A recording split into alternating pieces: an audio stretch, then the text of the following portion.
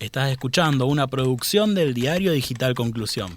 Encontrá más contenidos en www.conclusion.com.ar y en todas nuestras redes sociales.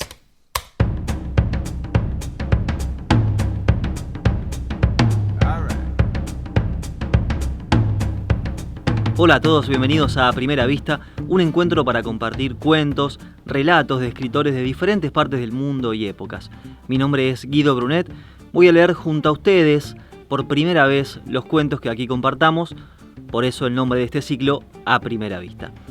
En esta primera emisión vamos a leer El ahogado más hermoso del mundo, un cuento de Gabriel García Márquez publicado en 1968. García Márquez nació en Aracataca, Colombia, en 1927 y murió en 2014 a los 87 años de edad en la Ciudad de México, junto a Cortázar, Vargas Llosa y Carlos Fuentes. Fue uno de los exponentes centrales del boom latinoamericano y está considerado uno de los principales autores del realismo mágico. En 1982 recibió nada más y nada menos que el Premio Nobel de Literatura. De esta forma nos adentramos a El ahogado más hermoso del mundo.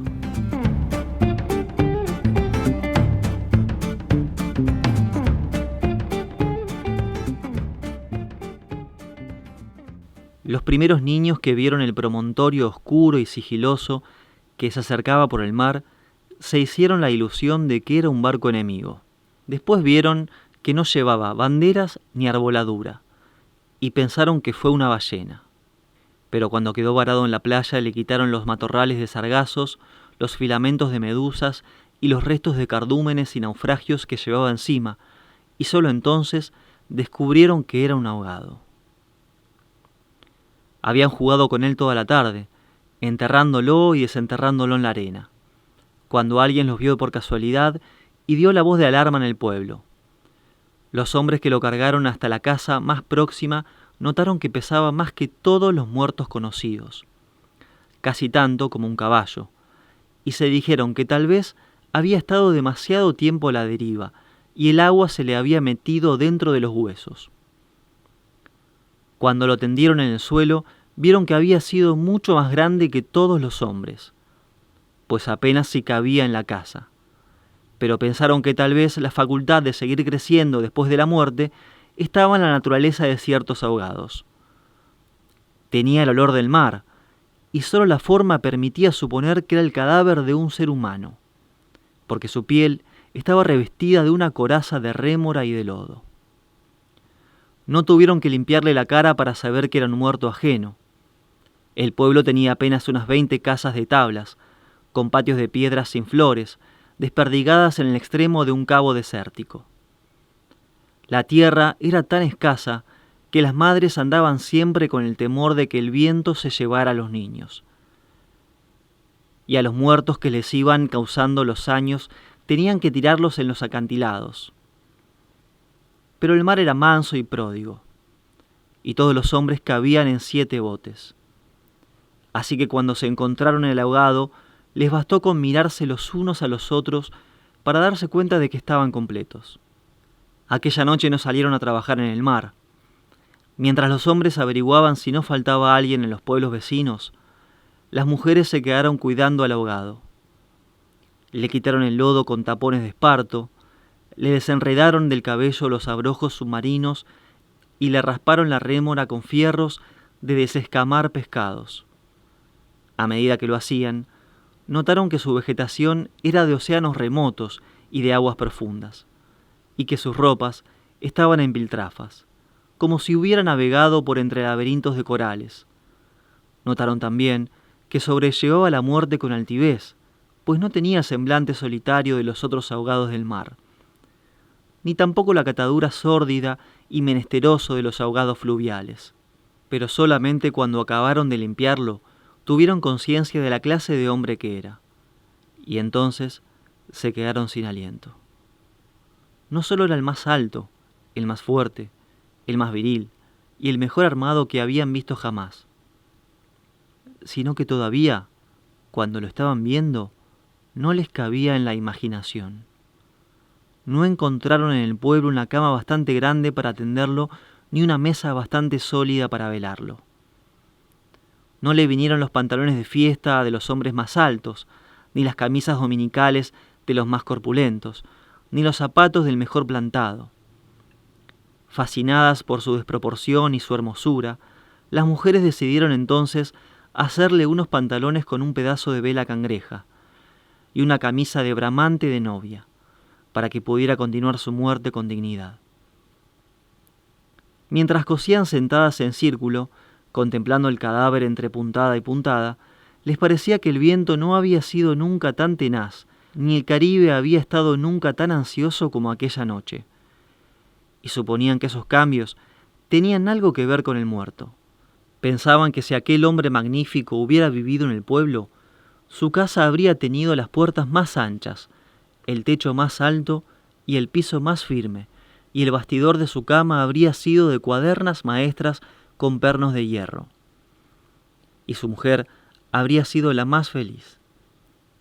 Pensaban que habría tenido tanta autoridad que hubiera sacado los peces del mar con solo llamarlos por sus nombres, y habría puesto tanto empeño en el trabajo que hubiera hecho brotar manantiales de entre las piedras más áridas, y hubiera podido sembrar flores en los acantilados. Lo compararon en secreto con sus propios hombres, pensando que no serían capaces de hacer en toda una vida lo que aquel era capaz de hacer en una noche, y terminaron por repudiarlos en el fondo de sus corazones como los seres más escuálidos y mezquinos de la tierra. Andaban extraviadas por esos dédalos de fantasía, cuando la más vieja de las mujeres, que por ser la más vieja había contemplado al ahogado con menos pasión que compasión, suspiró. «Tiene cara de llamarse Esteban». Era verdad, a la mayoría le bastó con mirarlo otra vez para comprender que no podía tener otro nombre. Las más porfiadas, que eran las más jóvenes, se mantuvieron con la ilusión de que al ponerle la ropa, tendido entre flores y con unos zapatos de charol, pudiera llamarse Lautaro. Pero fue una ilusión vana. El lienzo resultó escaso, los pantalones mal cortados y peor cosidos, le quedaron estrechos, y las fuerzas ocultas de su corazón hacían saltar los botones de la camisa. Después de la medianoche se adelgazaron los silbidos del viento y el mar cayó en el sopor del miércoles. El silencio acabó con las últimas dudas. Era Esteban. Las mujeres que lo habían vestido, las que lo habían peinado, las que le habían cortado las uñas y raspado la barba no pudieron reprimir un estremecimiento de compasión cuando tuvieron que resignarse a dejarlo tirado por los suelos. Fue entonces cuando comprendieron cuánto debió haber sido de infeliz con aquel cuerpo descomunal, si hasta después de muerto le estorbaba. Lo vieron condenado en vida a pasar de medio lado por las puertas, a descalabrarse con los travesaños, a permanecer de pie en las visitas sin saber qué hacer con sus tiernas y rosadas manos de buey de mar, mientras la dueña de casa buscaba la silla más resistente y le suplicaba muerta de miedo: «Siéntese aquí, Esteban, hágame el favor». Y él, recostado contra las paredes, sonriendo: «No se preocupe, señora, así estoy bien», con los talones en carne viva y las espaldas escaldadas de tanto repetir lo mismo en todas las visitas. «No se preocupe, señora, así estoy bien», solo para no pasar vergüenza de desbaratar la silla. Y acaso, sin haber sabido nunca que quienes le decían: «Esteban, no te vayas, espérate siquiera hasta que hierva el café», eran los mismos que después susurraban: «Ya se fue el bobo grande, qué bueno, ya se fue el tonto hermoso». Esto pensaban las mujeres frente al cadáver un poco antes del amanecer. Más tarde, cuando le taparon la cara con un pañuelo para que no le molestara la luz, lo vieron tan muerto para siempre, tan indefenso, tan parecido a sus hombres, que se les abrieron las primeras grietas de lágrimas en el corazón. Fue una de las más jóvenes la que empezó a sollozar. Las otras, asentándose entre sí, pasaron de los suspiros a los lamentos, y mientras más sollozaban, más deseos sentían de llorar, porque el ahogado se les iba volviendo cada vez más Esteban, hasta que lo lloraron tanto que fue el hombre más desválido de la tierra, el más manso y el más servicial, el pobre Esteban. Así que cuando los hombres volvieron con la noticia de que el ahogado no era tampoco de los pueblos vecinos, ellas sintieron un vacío de júbilo entre las lágrimas. «Bendito sea Dios», suspiraron, «es nuestro». Los hombres creyeron que aquellos aspavientos no eran más que frivolidades de mujer. Cansados de las tortuosas averiguaciones de la noche, lo único que querían era quitarse de una vez el estorbo del intruso antes de que prendiera el sol bravo de aquel día árido y sin viento.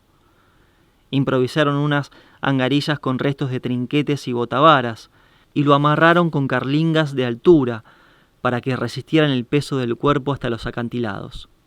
Quisieron encadenarle a los tobillos un ancla de buque mercante para que fondeara sin tropiezos en los mares más profundos donde los peces son ciegos y los buzos se mueren de nostalgia, de manera que las malas corrientes no fueran a devolverlo a la orilla, como había sucedido con otros cuerpos. Pero mientras más se apresuraban, más cosas se les ocurrían a las mujeres para perder el tiempo. Andaban como gallinas asustadas picoteando amuletos de mar en los arcones, unas estorbando aquí porque querían ponerle al ahogado los escapularios del buen viento, otras estorbando allá para abrocharse una pulsera de orientación, y al cabo de tanto, quítate de ahí, mujer, ponte donde no estorbes, mira que casi me haces caer sobre el difunto. A los hombres se les subieron al hígado las suspicacias y empezaron a rezongar que con qué objeto tanta ferretería de altar mayor para un forastero, si por muchos esteropes y calderetas que llevara encima, se lo iban a masticar los tiburones. Pero ellas seguían triputando sus reliquias de pacotilla, llevando y trayendo, tropezando, mientras se les iba en suspiros lo que no se les iba en lágrimas. Así que los hombres terminaron por despotricar que de cuánto acá semejante alboroto por un muerto al garete, un ahogado de nadie, un fiambre de mierda. Una de las mujeres, mortificada por tanta insolencia, le quitó entonces al cadáver el pañuelo de la cara, y también los hombres se quedaron sin aliento. Era Esteban. No hubo que repetirlo para que lo reconocieran. Si les hubieran dicho Sir Walter Raleigh, quizás hasta ellos se habrían impresionado con su acento de gringo, con su guacamayo en el hombro, con su arcabuz de matar caníbales, pero Esteban solamente podía ser uno en el mundo. Y allí estaba, tirado como un sábalo, sin botines, con unos pantalones de 7 mesino y esas uñas rocallosas que solo podían cortarse a cuchillo. Bastó con que le quitaran el pañuelo de la cara para darse cuenta de que estaba avergonzado, de que no tenía la culpa de ser tan grande, ni tan pesado, ni tan hermoso. Y si hubiera sabido que aquello iba a suceder, habría buscado un lugar más discreto para ahogarse. En serio, me hubiera amarrado yo mismo un áncora de galón en el cuello y hubiera trastabillado como quien no quiere la cosa en los acantilados, para no andar ahora estorbando con este muerto de miércoles, como ustedes dicen, para no molestar a nadie con esta porquería de fiambre que no tiene nada que ver conmigo. Había tanta verdad en su modo de estar, que hasta los hombres más suspicaces, los que sentían amargas las minuciosas noches del mar, temiendo que sus mujeres se cansaran de soñar con ellos, para soñar con los ahogados, hasta esos, y otros más duros, se estremecieron en los tuétanos de la sinceridad de Esteban. Fue así como le hicieron los funerales más espléndidos que podían concebirse para un ahogado expósito. Algunas mujeres que habían ido a buscar flores en los pueblos vecinos regresaron con otras que no creían lo que les contaban, y éstas se fueron por más flores cuando vieron al muerto, y llevaron más y más, hasta que hubo tantas flores y tanta gente que apenas si se podía caminar. A última hora les dolió devolverlo huérfano a las aguas, y le eligieron un padre y una madre entre los mejores, y otros se le hicieron hermanos, tíos y primos, así que a través de él todos los habitantes del pueblo terminaron por ser parientes entre sí. Algunos marineros que oyeron el llanto a distancia perdieron la certeza del rumbo, y se supo de uno que se quiso amarrar al palo mayor, recordando antiguas fábulas de sirenas. Mientras se disputaban el privilegio de llevarlo en hombros por la pendiente escarpada de los acantilados, hombres y mujeres tuvieron conciencia por primera vez de la desolación de sus calles, la aridez de sus patios, la estrechez de sus sueños, frente al esplendor y la hermosura de su ahogado.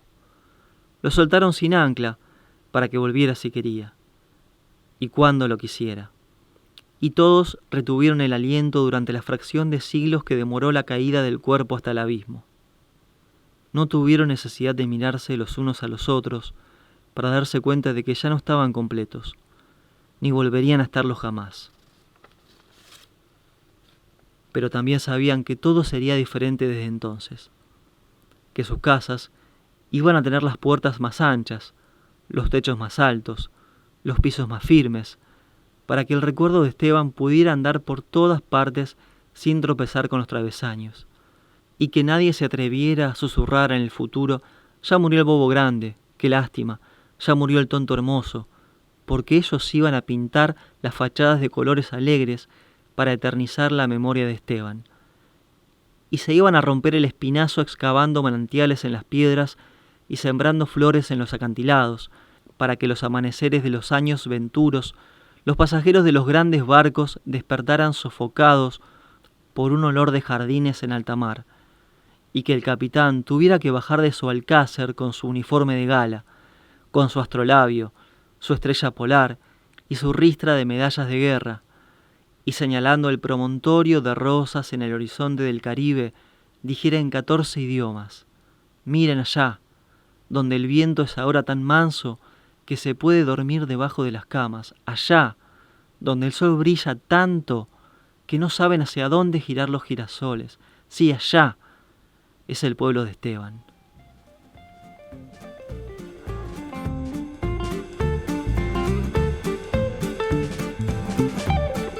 Esto fue El abogado más hermoso del mundo, de Gabriel García Márquez. Muchas gracias por haber escuchado, por haber compartido este texto. Nos encontramos en la próxima emisión. No se olviden de compartir en redes y de seguir a Conclusión en redes sociales. Muchas gracias por estar ahí, por escuchar este primer capítulo del podcast A Primera Vista de Conclusión. Mi nombre es Guido Brunet. Nos seguimos escuchando en la próxima.